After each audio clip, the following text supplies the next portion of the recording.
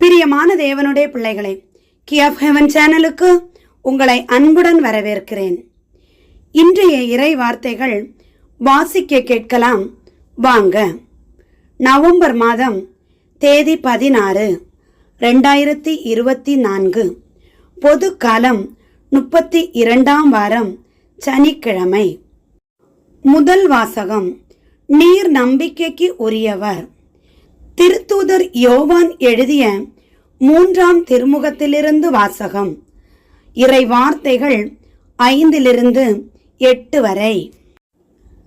அன்பார்ந்தவரே, நீர் சகோதரர்களுக்கு, அதுவும் அறிமுகமில்லாத சகோதரர்களுக்கு செய்தவற்றையெல்லாம் பார்க்கும்போது நீர் நம்பிக்கைக்கு உரியவர் என்பது தெளிவாகிறது. அவர்கள் திருச்சபையின் முன்னிலையில் உமது அன்பை குறித்து சான்று பகர்ந்தார்கள். எனவே நீர் அவர்களை கடவுளுக்கு உகந்த முறையில் வழியனுப்பி வைத்தால் நல்லது. ஏனெனில் அவர்கள் கிறிஸ்துவுக்காக பயணம் மேற்கொண்டார்கள். பிற மக்களிடமிருந்து அவர்கள் வழியில் எதையும் பெற்றுக்கொள்ளவில்லை. இத்தகையோருக்கு உதவுவது நமது கடமை. இவ்வாறு உண்மைக்காக உழைக்கும் அவர்களின் உடன் உழைப்பாளர் ஆகிறோம். இது ஆண்டவரின் அருள்வாக்கு. இறைவா, உமக்கு நன்றி. பதிலுரை பாடல். திருப்பாடல் அதிகாரம் 112. இறை வார்த்தைகள் 1, 2, 3, 4, 5, 6. பல்லவி. ஆண்டவருக்கு அஞ்சி நடப்போர் பேறு பெற்றோர், பேறு பெற்றோர். ஆண்டவருக்கு அஞ்சி நடப்போர் பேறு பெற்றோர், பேறு பெற்றோர். ஆண்டவருக்கு அஞ்சி நடப்போர் பேறு பெற்றோர். அவர் தம் கட்டளைகளில் அவர்கள் பெருமகிழ்வு அடைவர். அவர்களது வழிமரபு பூவுலகில் வலிமை மிக்கதாயிருக்கும். நேர்மையுள்ளோரின் தலைமுறை ஆசி பெறும். பல்லவி. ஆண்டவருக்கு அஞ்சி நடப்போர் பேறு பெற்றோர், பேறு பெற்றோர்.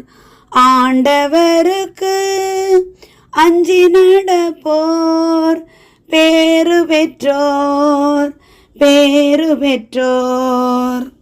சொத்தும் செல்வமும் அவர்களது இல்லத்தில் தங்கும். அவர்களது நீதி என்றென்றும் நிலைத்திருக்கும். இருளில் ஒளியென அவர்கள் நேர்மை உள்ளவர்களிடையே மிளிர்வர். அருளும் இரக்கமும் நீதியும் உள்ளோராய் இருப்பர். பல்லவி. ஆண்டவருக்கு அஞ்சி நடப்போர் பேறு பெற்றோர், பேறு பெற்றோர். ஆண்டவருக்கு அஞ்சி நடப்போர் பேறு பெற்றோர், பேறு பெற்றோர். மனமிறங்கி கடன் கொடுக்கும் மனிதர் நன்மையடைவர். அவர்கள் தம் அலுவலர்களில் நீதியுடன் செயல்படுவர். எந்நாளும் அவர்கள் அசைவுறார். நேர்மையுள்ளோர் மக்கள் மனத்தில் என்றும் வாழ்வர். பல்லவி. ஆண்டவருக்கு அஞ்சி நடப்போர் பேறு பெற்றோர், பேறு பெற்றோர். ஆண்டவருக்கு அஞ்சி நடப்போர் பேறு பெற்றோர், பேறு பெற்றோர். நற்செய்திக்கு முன் வாழ்த்தொலி. 2 தெசலோனிக்கேயர் அதிகாரம் 2 இறை வார்த்தை 14. அல்லேலூயா, அல்லேலூயா, அல்லேலூயா. ஆ அல்லேலூயா. ஆ அல்லேலூயா. அல்லேலூயா. அல்லேலூயா. அல்லேலூயா. அல்லேலூயா. நாம் ஆண்டவர் இயேசு கிறிஸ்துவின் மாட்சியை நீங்கள் அடையும் பொருட்டே நாங்கள் அறிவித்த நற்செய்தியின் வழியாக அவர் உங்களை அழைத்தார். அல்லேலூயா. அல்லேலூயா. அல்லேலூயா. அல்லேலூயா. அல்லேலூயா. நற்செய்தி வாசகம்.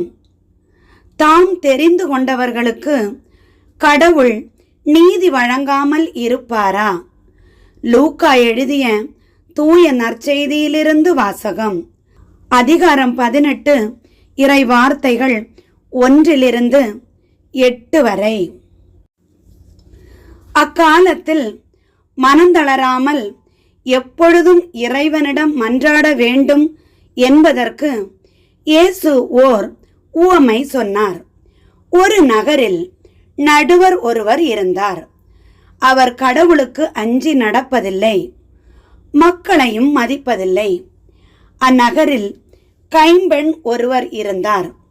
அவர் நடுவரிடம் போய், என் எதிரியை தண்டித்து எனக்கு நீதி வழங்கும் என்று கேட்டுக்கொண்டே இருந்தார். நடுவரோ நெடுங்காலமாய் எதுவும் செய்ய விரும்பவில்லை. பின்பு அவர், நான் கடவுளுக்கு அஞ்சுவதில்லை, மக்களையும் மதிப்பதில்லை, என்றாலும் இக்கைம்பெண் எனக்கு தொல்லை கொடுத்து கொண்டிருப்பதால் நான் இவருக்கு நீதி வழங்குவேன், இல்லையானால் இவர் என் உயிரை வாங்கிக் கொண்டே இருப்பார் என்று தமக்குள்ளே சொல்லிக் கொண்டார். பின் ஆண்டவர் அவர்களிடம், நேர்மையற்ற நடுவரே இப்படி சொன்னார் என்றால், தாம் தேர்ந்து கொண்டவர்கள் அல்லும் பகலும் தம்மை நோக்கி கூக்குரலிடும் போது கடவுள் அவர்களுக்கு நீதி வழங்காமல் இருப்பாரா? அவர்களுக்கு துணை செய்ய காலம் தாழ்த்துவாரா? விரைவில் அவர்களுக்கு நீதி வழங்குவார் என நான் உங்களுக்கு சொல்லுகிறேன். ஆயினும் மானிட மகன் வரும்போது மண்ணுலகில் நம்பிக்கையை காண்பாரோ என்றார். இது கிறிஸ்து வழங்கும் நற்செய்தி. கிறிஸ்துவே உமக்கு புகழ். பிரியமான தேவனுடைய பிள்ளைகளே, இன்றைய இறை வார்த்தைகளை வாசிக்க கேட்டீர்கள். இன்றைய இறை வார்த்தை கூட ஆண்டவருடைய வருகையை பற்றியே நமக்கு எடுத்துரைக்கிறது.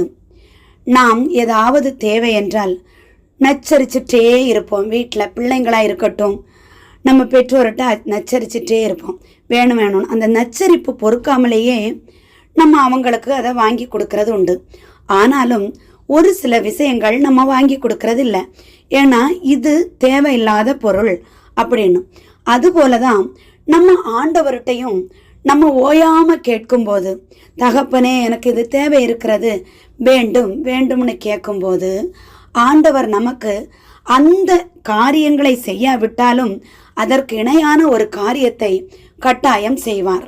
ஆண்டவர் சொல்வது, ஒரு உண்மையாக நடந்து கொண்டிராத ஒரு நடுவரே அந்த கைம்பெண்ணுக்கு, அந்த விதவைக்கு அதை நடுநின்று தீர்க்க ஒரு மனசு அவருக்கு வரும்போது, உங்களை படைத்த ஆண்டவரை நோக்கி கெஞ்சுகிற ஆண்டவருடைய பிள்ளைகளாக வாழ்கிற உங்களுக்கு செய்யாமல் இருப்பேனோ என கேட்கிறார்.